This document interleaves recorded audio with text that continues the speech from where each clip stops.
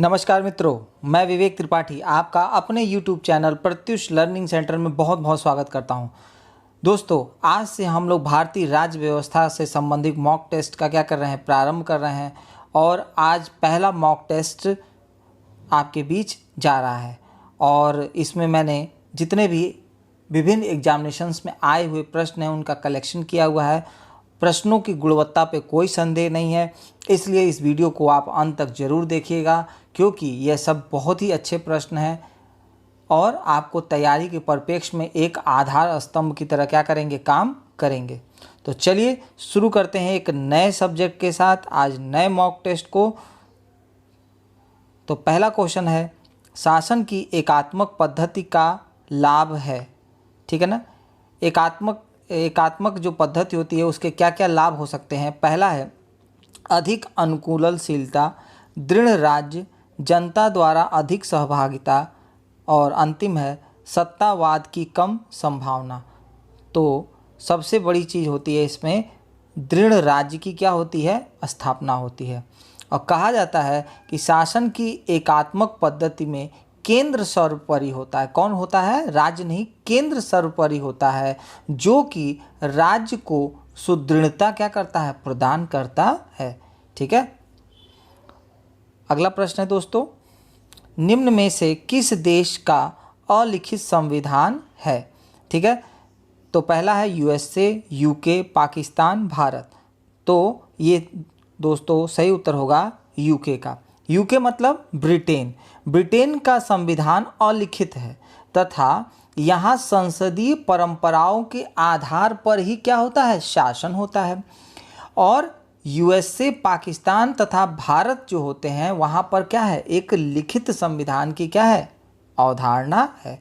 इसलिए इस क्वेश्चन का सही विकल्प होगा दोस्तों आपका ऑप्शन नंबर बी।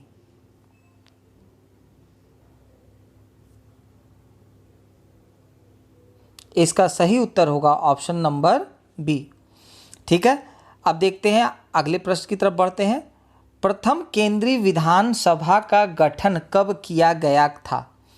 तो दोस्तों ऑप्शन नंबर ए है 1922, 1923, 1921 और 1920। तो इसका सही उत्तर होगा आपका 1921 को केंद्रीय विधानसभा का गठन किया गया था। बहुत ही इम्पोर्टेंट है।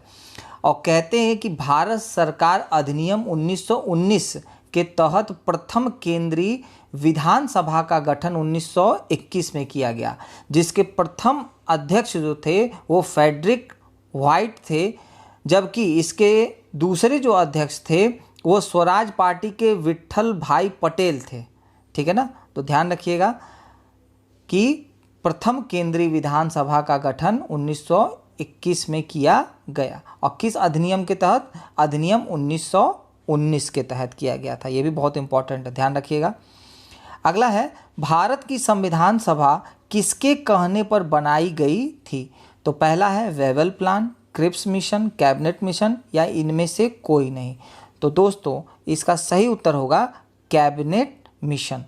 ठीक है ना। भारत की संविधान सभा का गठन कैबिनेट मिशन योजना द्वारा सुझाए गए प्रस्तावों के तहत किया गया था और वर्ष 1946 में संविधान सभा का गठन संविधान के निर्माण के लिए किया गया था, जो आगे चल के उसी प्रक्रिया को आगे बढ़ाते हुए आज हमारे भारत का संविधान हमें प्राप्त हुआ।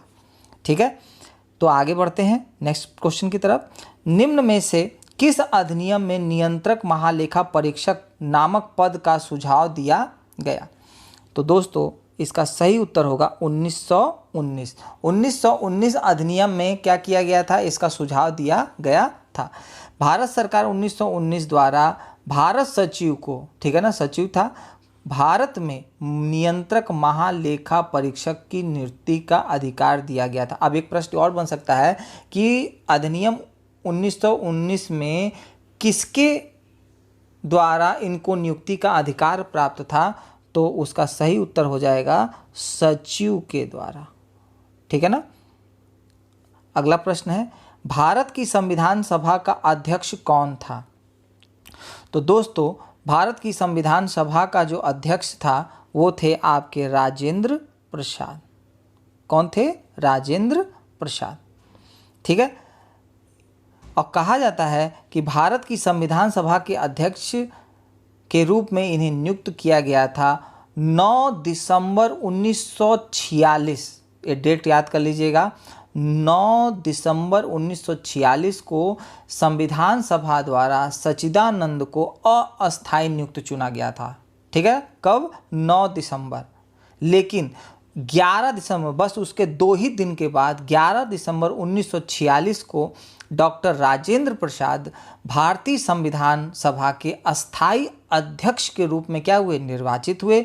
और बाद में राजेंद्र प्रसाद ही भारत के प्रथम राष्ट्रपति भी क्या बनते हैं? आगे चल कर बनते हैं। ठीक है। तो ये 2-3 छोटे छोटे फैक्टों को आप क्या करिएगा? याद रखिएगा। अगला है, भारत की प्रस्तावना में भारत को कहा गया है।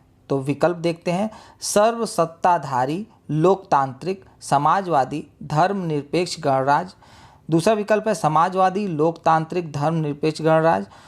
अगला विकल्प है लोकतांत्रिक, सर्वसत्ताधारी, धर्मनिरपेक्ष, समाजवादी गणराज्य। और सर्वसत्ताधारी, समाजवादी, धर्मनिरपेक्ष, लोकतांत्रिक गणराज्य।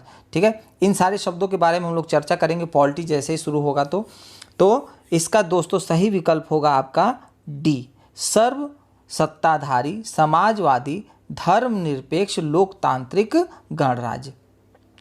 अब इसके विषय में कहा जाता है कि 26 जनवरी 1950 को संविधान लागू होने के समय संविधान की प्रस्तावना में भारत को एक प्रभुत्व संपन्न, ध्यान रखिएगा शब्दों को समझिएगा, प्रभुत्व संपन्न, समाजवादी, पंथ निरपेक्ष, लोकतंत्रात्मक गणराज्य बनाने की क्या की गई थी? घोषणा की थी। और कहा जाता है कि मूल संविधान की प्रस्तावना में समाजवादी, पंथ निरपेक्ष एवं अखंडता के शब्द पहले से मौजूद नहीं थे। इन्हें कहा जाता है कि एक उस समय प्रधानमंत्री इंदिरा गांधी जी थीं और उन्होंने एक समिति का गठन किया था। वो समिति थी स्वर्ण सिंह समिति। उसी की सिफारिश के आधार पर 42वें संविधान संशोधन 1976 द्वारा ये सारे शब्दों को प्रस्तावना में जोड़ा गया। ठीक है। तो इन सब चीज़ों को आप ध्यान में रखिएगा। अगले प्रश्न की तरफ बढ़ते हैं। संविधान बनाते समय निम्नलिखित में से कौन सा आदर्श प्रस्तावना में सम्मिलित नहीं किया गया था? तो दोस्तों इसका सही उत्तर होगा आपका समाजवादी। ठीक है ना। ये शब्द प्रस्तावना में उस समय सम्मिलित नहीं था। अभी मैंने आपको बताया ही था।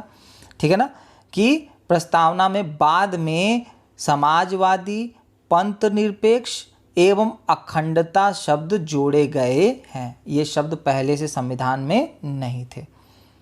अगला है, लोकप्रिय प्रभु सत्ता क्या है?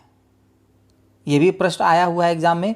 तो पहला है जनता का प्रभुत्व, जनता के प्रतिनिधित्व का प्रभुत्व, विधि शीर्ष का प्रभुत्व और राज्य के शीर्ष का प्रभुत्व।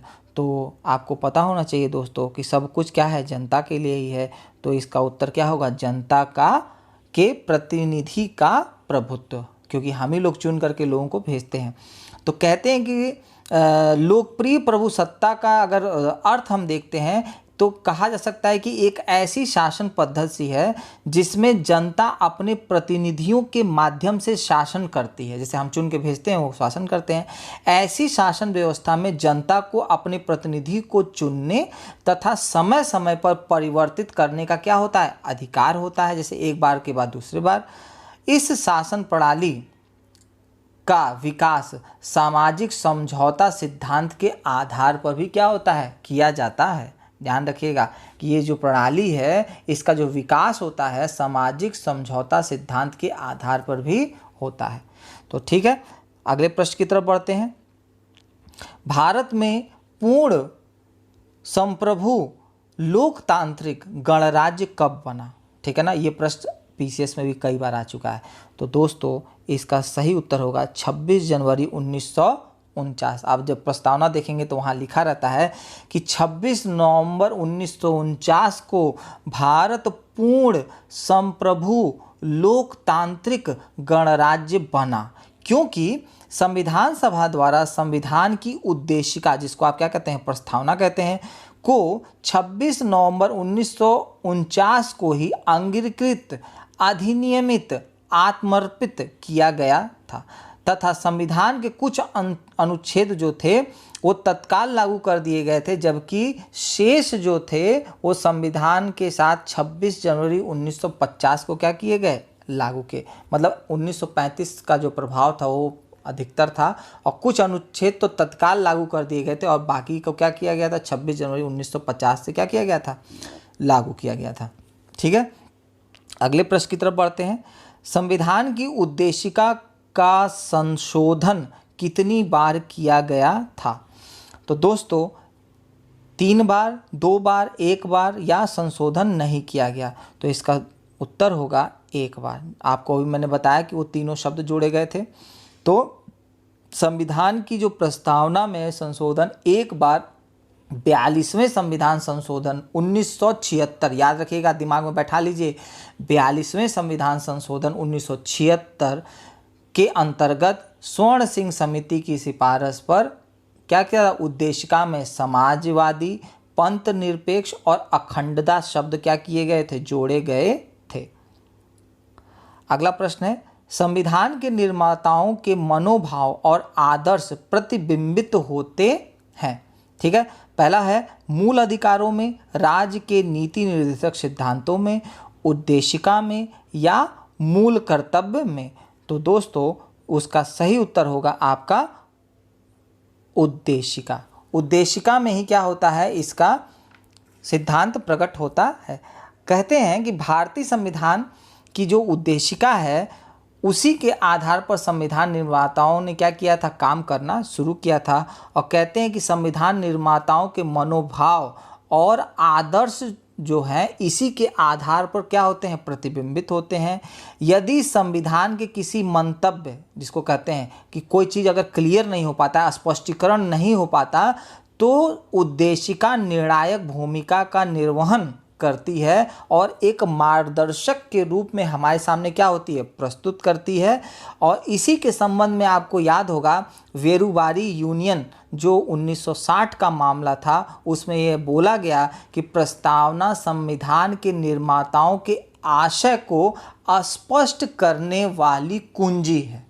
ठीक है ना, ये स्टेटमेंट जरूर याद रखिएगा कि 1960 में जो वेरुवारी यूनियन का मामला था उसमें वो बोला गया स्पष्ट रूप से कि प्रस्तावना संविधान के निर्माताओं के आशय को स्पष्ट करने वाली कुंजी के रूप में क्या करती है, काम करती है। ठीक है, तो ध्यान रखिएगा इन सब चीज़ों को। अगला प्रश्न है, भारत के संविधान में भारत को किस रूप में वर्णित किया गया है? तो पहला है परिसंघ कल्प के रूप में, एकात्मक राज्यों के संघ के रूप में, या इनमें से कोई नहीं। तो दोस्तों ये तो सभी को पता होगा क्योंकि start with we the people of India जैसे स्टार्ट होता है तो वहाँ पर ये शब्द आपको जरूर मिलेगा आगे चल के कि ये क्या है, राज्यों के संघ के रूप में क्या होती है, वर्णित किया गया है। ठीक है ना, तो कहा जाता है कि अगर आपने देखा होगा, कहा जाता है कि भारत के संविधान का जो भाग 1 है और भाग 1 में अनुच्छेद 1(1) में ए जो है में कहा गया है स्पष्ट रूप से कि भारत अर्थात इंडिया, दोनों शब्दों को लिया गया है, भारत अर्थात इंडिया राज्यों का संघ होगा। ठीक है ना, तो इसलिए इसका सही विकल्प दोस्तों क्या होगा, सी। अगला है, शक्तियों का विभाजन और स्वतंत्र न्यायपालिका किसकी 2 प्रमुख विशेषताएं हैं? ठीक है, सरकार का लोकतांत्रिक स्वरूप की मुख्य विशेषता है, सरकार का संघीय स्वरूप की है, सरकार का समाजवादी स्वरूप की है, या सरकार का एकात्मक स्वरूप की है? तो दोस्तों इसका सही उत्तर होगा आपका ऑप्शन नंबर बी, सरकार का संघीय स्वरूप। कहते हैं, अब आपको मैं इसको बताता हूँ कि संघ और जो राज्य होते हैं, संघ और राज्यों के बीच शक्तियों का विभाजन जो होता है वो संघात्मक संविधान का मूल एक तत्व के रूप में काम करता है और यह विभाजन प्रायः संविधान द्वारा किया जाता है जो देश की सर्वोच्च विधि होती है। ध्यान रखिएगा ये सब चीज़ों। और कहा जाता है कि सरकार की शक्तियों का विभाजन एक लिखित संविधान द्वारा होता है जिसमें विभिन्न सरकारें एक दूसरे के कार्य क्षेत्र में हस्तक्षेप न कर सके।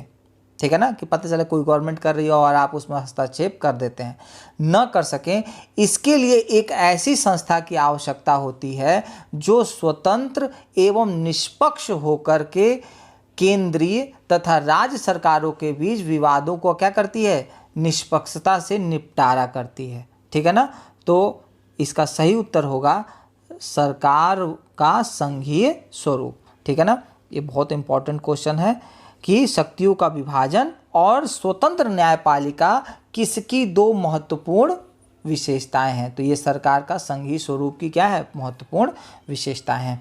तो आपको आज ये पहला लेक्चर हमारे मॉक टेस्ट का राज्य व्यवस्था का कैसा लगा, कमेंट बॉक्स में ज़रूर डालें। मैं अपनी तौर से भरपूर कोशिश करूंगा कि आपको बढ़िया से बढ़िया प्रश्नों का कलेक्शन करूं, कि आप लोग जब भी पढ़कर एग्जामिनेशन में जाएं तो हूबहू क्वेश्चंस आपके सामने मिले और आपका पढ़ा हुआ सार्थक हो।